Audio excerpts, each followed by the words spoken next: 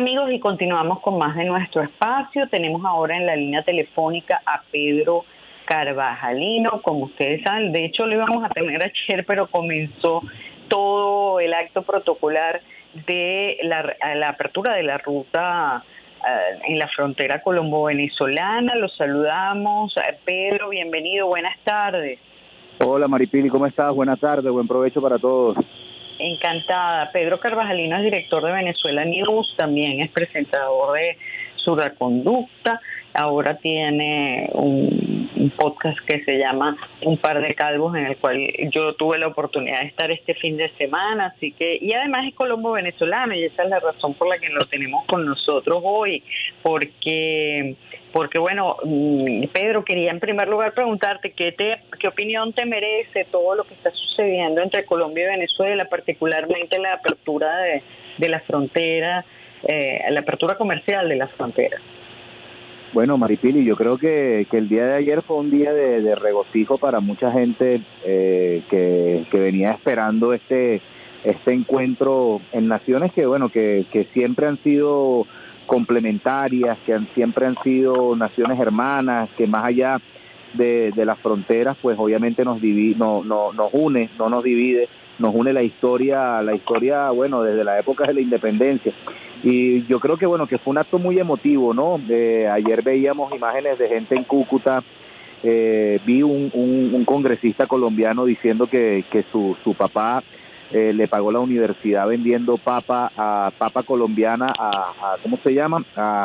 A San Cristóbal. Entonces ahí es donde tú te das cuenta, Maripili, que esto es una complementariedad lo que se genera, que son cosas que necesariamente pasan, digamos, por el entendimiento, más allá de las diferencias, porque yo sí creo que puede que haya muchas diferencias políticas, digamos, entre la manera de ver las cosas, pero nos une una frontera viva, nos une una historia, nos une una cultura, nos une la integración latinoamericana que ahorita está desarrollándose de una manera más potente, ¿no?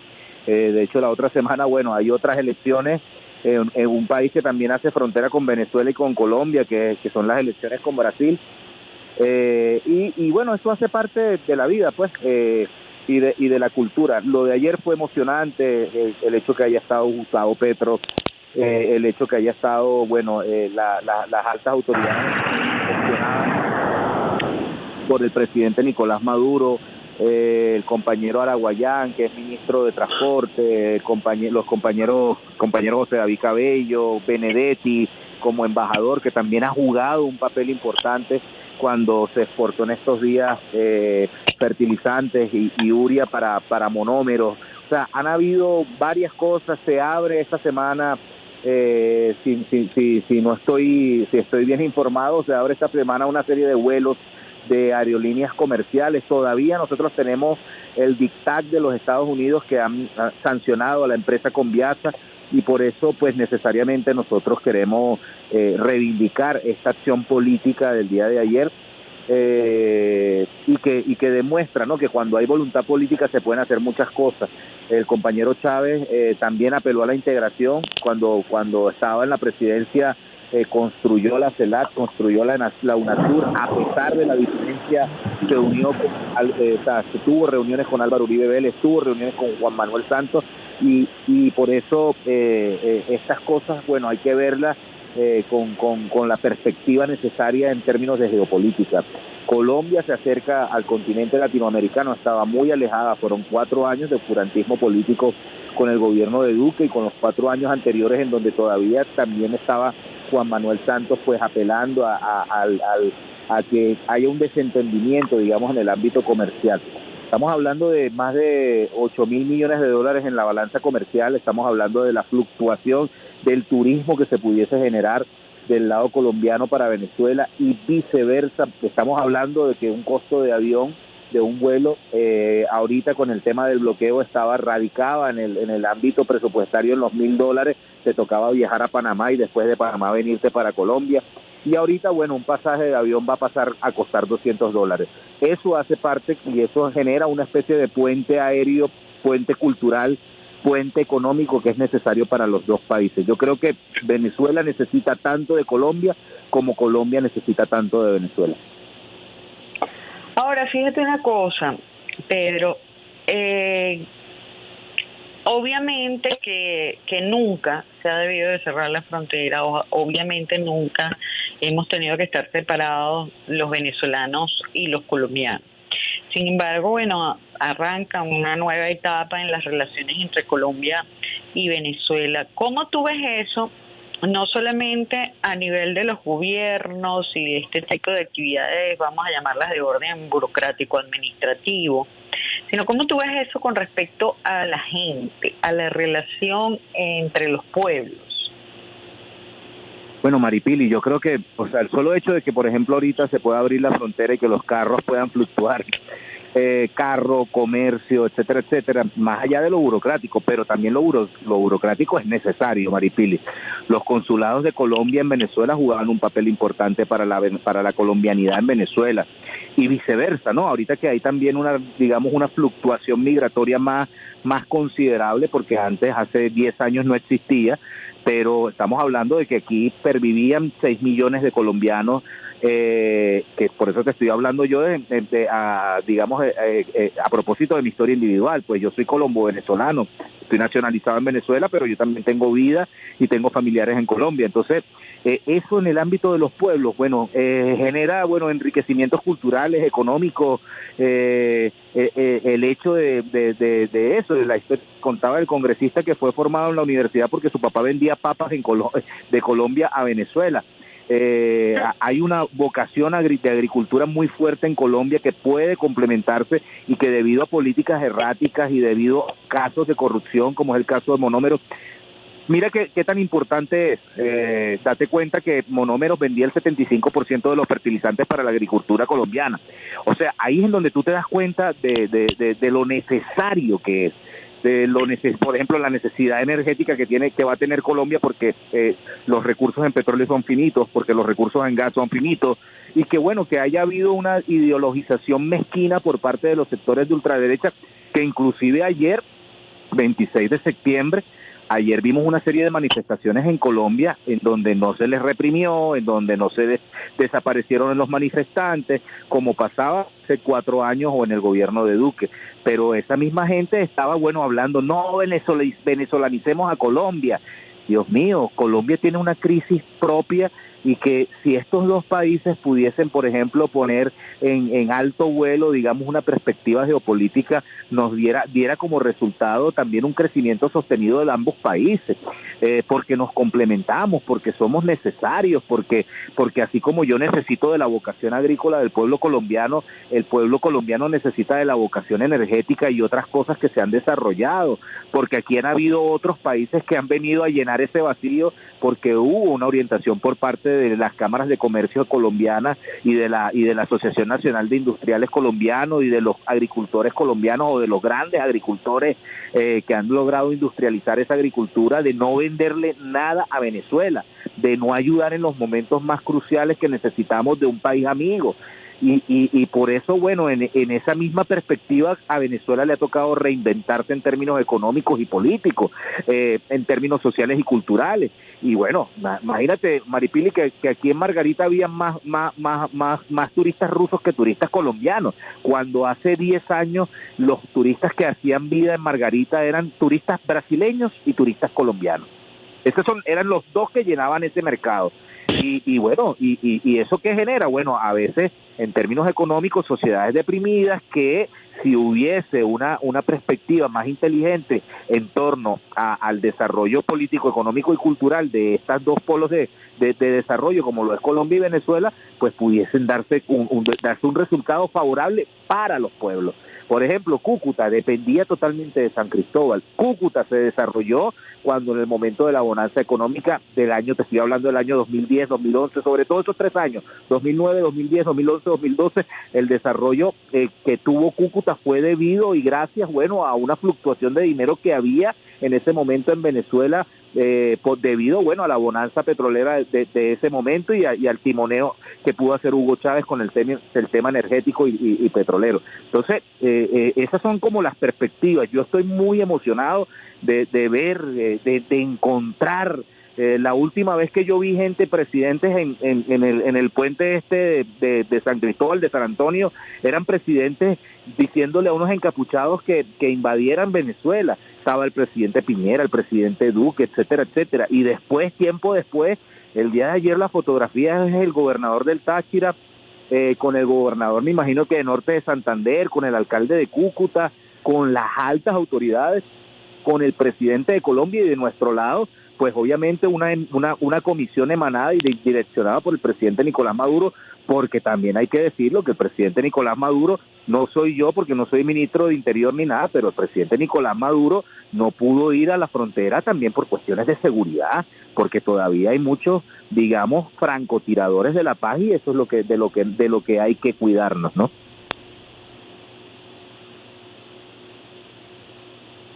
¿Aló? Que te iba a preguntar justamente que si tenías alguna información de por qué Maduro no había asistido a ese acto tan importante en la frontera, porque, bueno, ya que estuvo el presidente Petro, pues mucha gente esperaba bueno, que los dos homólogos estuvieran allí, pues. No, Este, sí, la ¿Querías única decir? información que yo tengo es que hubo un evento, digamos, no, o sea, no soy una autoridad, no, pero como me muevo en los dos ámbitos, digamos, de la política colombiana y venezolana, bueno, habían serias amenazas, digamos, que en términos de seguridad, pero allá estuvo el ministro Padrino López, iba a haber un encuentro interparlamentario entre el Parlamento venezolano, se canceló. Y yo creo que es debido a eso, Maripilia. Hay que tener mucho cuidado porque los enemigos de la paz nunca descansan, y porque los enemigos del hermanamiento de estas dos naciones y de la integración regional que se pudiese generar no descansan. Estamos hablando que en el norte de Santander pululan no solamente el narcotráfico colombiano, los paramilitares que se están rearmando en el ámbito colombiano, sino también los carteles mexicanos, y es una zona muy candela para poder ir. Inclusive al compañero Gustavo Petro le costó ir al Tarra, al norte de Santander, hace menos de un mes y medio. El equipo de seguridad de Petro fue atacado. Menos mal contaban con el blindaje de sus camionetas, pero fue atacado por grupos. Entonces es muy peligroso la situación, pero yo creo que bueno, que se están dando muchos avances. Estaba Félix Plasencia allá, embajador nuestro colombiano, venezolano en Colombia, Benedetti, que también se movió, pero bueno, son cosas que hay que tener en cuenta, ¿no? Hay que ir mirando, hay que ir hilvanando muy bien, no hay que desesperarse, pero tampoco hay que sentarse a esperar, digamos, que esos procesos de integración regional, y como en el caso colombiano y venezolano, pues se den de manera también muy eficaces. Así que bueno, me imagino que también hace parte un poco del diagnóstico de la inteligencia venezolana que determinó algunas cosas. No soy vocero, por eso te lo repito, no soy vocero de seguridad, pero conociendo la realidad colombo-venezolana, hay muchas cosas ahí que había que tener mucho cuidado. Claro. La otra cosa que quería preguntarte, Pedro, es cómo tú evalúas el cambio político. Ya esto sí te lo pregunto más en tu condición de colombo-venezolano. Ese cambio político que se está dando en Colombia, me imagino que habrás tenido la oportunidad de ver el discurso de Gustavo Petro en la Organización de las Naciones Unidas, un discurso que a mí particularmente me pareció formidable, sinceramente formidable. Pero bueno, no sé cuál es tu apreciación al respecto. A mi modo de ver, se nota un cambio muy claro en la política colombiana, pero quería tu análisis como colombo-venezolano, ¿cómo lo evalúas tú? No, bueno, a mí, imagínate, solo el discurso de Petro en la ONU, pues fue una cátedra de política, de alta cultura, como decía Petro, un país ensangrentado, uno de los 3 países más bellos del mundo, como lo es Colombia, pero que bueno, que teñido por la sangre, por la violencia oficial del Estado en esa oportunidad, y bueno, y marcado por una serie de diferencias ideológicas, políticas, culturales. Uno de los discursos más emotivos me recordó mucho a los discursos de Chávez, ese discurso que generó Gustavo Petro. Yo creo que Gustavo Petro no es un político al cual se le puede subestimar, porque tiene unos niveles de muy alto vuelo en términos intelectuales y políticos. Sabe por qué se enfrentó al estamento colombiano. Ayer si date una paseada nada más por redes sociales de lo que pasó nada más ayer en Colombia con los sectores de la gente de bien, digamos, como le denominan en Colombia, los sectores que protestaron ayer en contra de Petro. Eso fue una cosa pero horrible, de gente diciendo que había que matar a los comunistas, de que hubo un cartel que me pareció muy loco que decía: llévense a Petro y devuélvanme a Diomedes Díaz, una persona que estuvo involucrada en el asesinato de una mujer, y bueno, y con una vida demasiado descontrolada para al parecer para convertirse en un referente y un arquetipo de persona, ¿no? Pero bueno, Petro yo lo respeto, como hay que respetar a cada uno de los procesos que se están dando en cada uno de los países. Nosotros no podemos ser ni la vara que mide ni el juicio que se emite, ¿no? Hay que saber respetar los procesos internos de cada país, y Petro creo que tuvo un discurso muy desafiante, que tuvo un discurso en el ámbito, digamos, de una discusión que ha pasado por debajo de la mesa, la discusión sobre el tema del narcotráfico. ¿Cuándo le vamos a dar un parado a esto? ¿Cuándo le vamos a dar un parado a que ejércitos, por ejemplo, como el ejército de narcotraficantes mexicanos, tiene asolado, por ejemplo, al campesinado colombiano, que se han apropiado de territorios, que les han vendido ejércitos a los paramilitares para que ellos tengan el control territorial del cultivo de cocaína? Esas cosas hay que ponerla en su justa medida, y yo creo que Petro fue muy atinado en ese ámbito. Habrá otra discusión en términos petroleros, en términos de las energías fósiles, como él la denomina, que supuestamente generan más destrucción. Esa es una discusión que hay que dar, porque también Latinoamérica es un continente que tiene todos los recursos naturales, desde recursos fósiles, desde diamantes, de todo lo que tú te imagines, pues está, y en Venezuela en el caso en particular están todos concentrados acá. Así que bueno, es un discurso que nosotros le damos la bienvenida. Me pareció un discurso muy parecido a la proxemia chavista, digamos, a Chávez cuando llegó a la ONU, y por eso hay que analizarlo en el contexto. Si viene la otra semana viene un cambio, puede que sea un cambio consustancial a la integración latinoamericana, como es el tema de Lula como presidente, que puede que gane, pues tiene todas las condiciones para que pueda ganar en primera vuelta. Así que bueno, nos volvemos a encontrar en el mismo camino, en la misma esquina, como decía Chávez, en el mismo lugar, en la misma esquina. Estas protestas a las que tú acabas de hacer mención, que se están produciendo en Colombia apenas a pocos días, semanas de haber tomado posesión Gustavo Petro, ¿cómo las evalúas? Porque parecieran, a mí me recuerdan mucho las protestas que se hicieron aquí en el año 2001, principios de 2002, que se protestaban por cosas sin sentido, y luego se le entendió todo el sentido y era darle un golpe de Estado a Chávez. ¿Tú crees que lo que están haciendo la élite colombiana con estas protestas un poco ilógicas está relacionado? Porque es que ya nosotros hemos visto, esta película ya la hemos visto, pues. Entonces, ¿tú crees que esto esté relacionado con que están preparando el terreno para tratar de darle un golpe de Estado a Petro? Yo creo que sí, Maripil. Yo creo que Petro va a tener un primer año de luna de miel, aunque ya no lo tiene. O sea, tuvo un primer mes. Ya le empezaron a hacer protestas. Sí, tuvieron un primer mes de luna de miel por una serie de discusiones en términos tributarios. Los ricos salieron a que los pobres protestaran por ellos, para que no les aumentaran los impuestos a los ricos. Y lo de ayer, bueno, una señora dijo una cosa horrible. Dijo, estos comunistas, lo que hay es que meterles un tiro y lanzarlos para el río, que fue lo que pasó la semana, el año anterior con respecto a las protestas. Poco para que te des cuenta de la locura, ¿no?, que se puede generar. Salió Pacho Santos, que fue embajador en Washington, que fue uno de los que propugnaba por las sanciones en contra de Venezuela, salió a decir que no podían permitir que esto fuera Venezuela. O sea, lo de ayer fue una demostración de odio, pero además una oposición, digamos, que es la oposición del Centro Democrático, de los partidos uribistas, que apenas está aprendiendo a protestar. Ellos nunca habían protestado. De hecho, María Fernanda Cabal decía una palabra muy célebre, que es una senadora que supuestamente iba a ser una de las posturas para salvar al uribismo, decía una palabra muy célebre cuando habían unas protestas en Colombia, decía: trabajen vagos. Entonces ayer salieron a trabajar lo que ellos denominaban vagos hace como un año. Entonces es para que te des cuenta, es una oposición que apenas está aprendiendo a hacer oposición, que está muy desesperada, que ve unos acercamientos que eran inadmisibles para ellos, que por ejemplo ellos no ven una foto de Gustavo Petro con Nicolás Maduro, la va a ver, se va a dar esa fotografía que esperaban ayer se va a dar, pero se va a dar en los momentos y en los tiempos necesarios que se tengan que dar en términos políticos.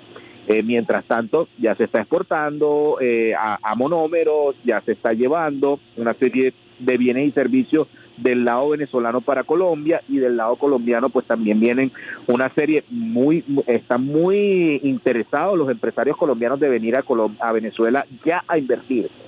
Pero bueno, son discusiones. Lo de ayer fue una serie de manifestaciones muy pequeñas, digamos, pero que demostraban que, bueno, al menos ese sector que salió a protestar ayer no fue reprimido, no le lanzaron el SMAT, no le lanzaron gases lacrimógenos, no los desaparecieron, no los lanzaron por un río y le echaron ácido en las caras para que no les reconocieran el cuerpo. Entonces, son cosas. Colombia está atravesando por un reaprendizaje y una reinserción democrática de muchos sectores que no eran democráticos. Ya, finalmente un comentario, no sé si tienes algún comentario respecto a la propuesta de Petro de que Venezuela regrese al sistema interamericano de justicia y planteando que esto podría ser algo bien visto por los Estados Unidos, que de paso Estados Unidos no pertenece al sistema interamericano de justicia, ellos no han firmado la convención, por lo tanto ellos juzgan a todo el mundo, pero ellos no pueden ser juzgados porque ellos no han firmado la convención interamericana de justicia. Entonces, no sé si tienes algún comentario al respecto de esta propuesta. Mira, Venezuela entrará a los espacios, digamos, que pasen, digamos, por la evaluación interna de los factores de poder venezolanos. Yo creo que a nosotros, y ahora hablo, tú sabes que tengo la dualidad, ¿no? A veces hablo como venezolano y a veces hablo como colombiano, pero a nosotros se nos ha negado la oportunidad, se nos ha tratado de aislar como venezolanos, como sistema de gobierno, se nos hizo mucho boicot en diversas instancias internacionales. El papel que jugó la OEA fue muy detestable, el papel que han jugado, digamos, algunos factores, digamos, que determinan los grados de justicia o injusticia de un país. Yo creo que Venezuela está a puertas abiertas para poder entrar a muchos, digamos, organismos de integración regional o de sistema de justicia. Yo te lo decía en el programa que tuvimos en Par de Calvos, que tuvimos una pequeña, digamos, discusión y diferencia. Decía, o sea, aquí en Venezuela, en el caso en particular, la Corte Penal Internacional tiene su oficina, puede acceder, lo mismo que la oficina de la que en un momento determinado dirigía las riendas, que era Michelle Bachelet, tiene una oficina acá para poder analizar. Estamos abiertos a cualquier tipo de discusión, el sistema de justicia. Tendremos algunos errores que hay que modificar, pero sin embargo estamos a puertas de que nos permitan nuevamente expresarnos en diversos foros internacionales, foros de justicia. Lo digo yo como una persona que analiza, digamos, las intenciones verdaderas del presidente Nicolás Maduro, que analiza, digamos, las intenciones políticas, pero no fuimos nosotros los que quisimos aislarnos de muchos factores. Fueron las circunstancias que determinaron. Bueno, imagínate, por ejemplo, cuando el tema de la Comunidad Andina de Naciones, ¿por qué no salimos de esa Comunidad Andina de Naciones? ¿Qué era lo que estaba pasando? ¿Servía o no servía? ¿Por qué se dejó de utilizar la UNASUR y la CELAC como un mecanismo de integración regional donde convivían y pervivían factores ideológicos totalmente contrarios? Entonces, todos esos esfuerzos se vinieron abajo por una política. Y yo creo que el presidente Nicolás Maduro está abierto a cualquier tipo de disposición. y de asimilar y de entrar a cualquier foro, ya sea de justicia, ya sea de economía, ya sea de política. Bueno, Pedro, te agradezco que hayas estado con nosotros y que nos hayas brindado tu análisis